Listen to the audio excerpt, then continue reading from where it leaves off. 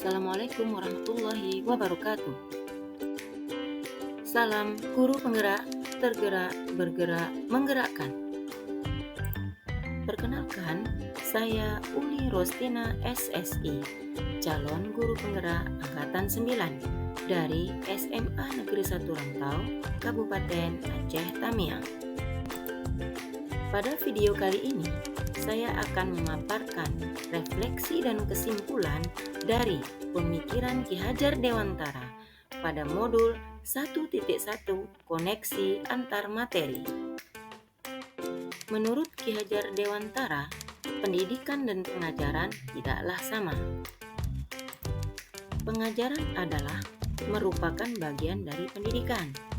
Pengajaran juga merupakan proses pendidikan dalam memberikan ilmu untuk kecakapan hidup anak secara lahir dan batin.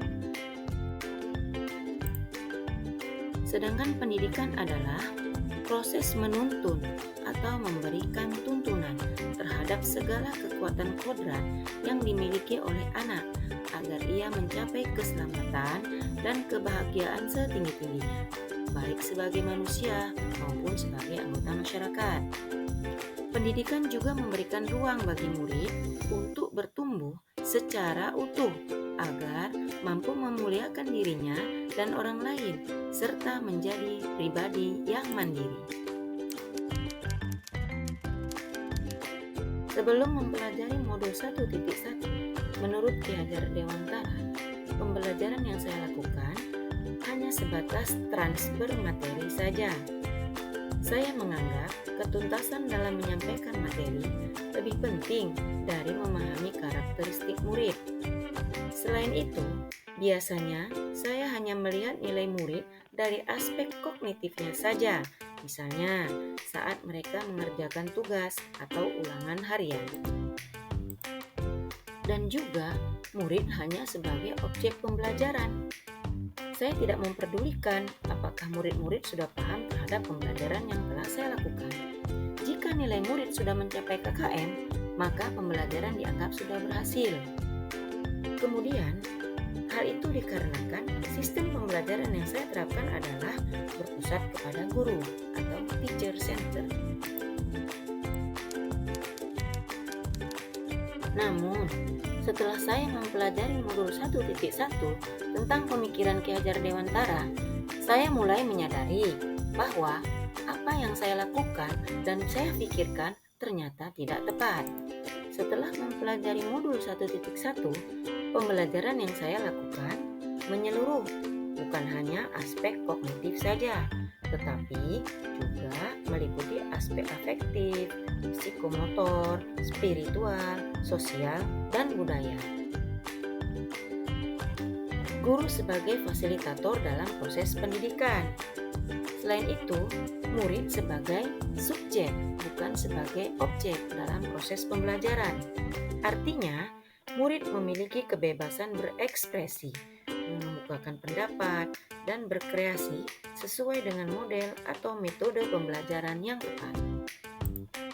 Selain itu, saya juga harus mempelajari karakteristik murid, karena anak dilahirkan secara unik dengan kelebihannya masing-masing.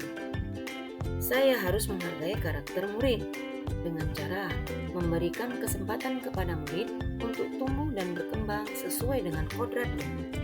Guru pun juga harus memiliki sifat sabar dan ikhlas dalam menjalankan proses pembelajaran agar terwujudnya pembelajaran yang menyenangkan dan berpusat pada murid.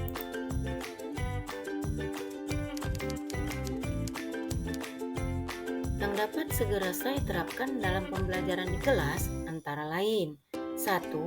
Merancang pembelajaran yang interaktif dan menyenangkan dengan murid sebagai pusat pembelajaran atau student center. Kemudian, saya menerapkan pembelajaran abad 21 sesuai dengan pemikiran Ki Hajar Dewantara, yaitu berpikir kritis, kolaboratif, komunikatif, dan kreatif, dengan tetap memegang konsep dalam memerdekakan anak.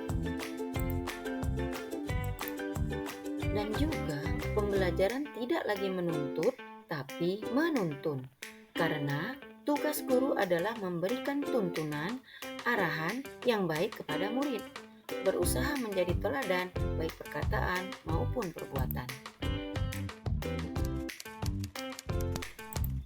Sehingga terwujud harapan kita semua, yaitu guru dan murid berkolaborasi untuk menginisiasi atau menciptakan kedalaman, rasa takjub dan kasmaran, baik spiritual, intelektual, dan sosial, untuk mencapai kebahagiaan dan keselamatan sebagai manusia. Guru dan murid juga berkolaborasi bersama, menggali dan mengembangkan segala potensi dan karakteristik masing-masing. Demikian video kali ini. Semoga dapat menjadi inspirasi dan semangat bagi Bapak dan Ibu guru pejuang pendidikan. Salam dan bahagia Bapak dan Ibu guru hebat. Wassalamualaikum warahmatullahi wabarakatuh.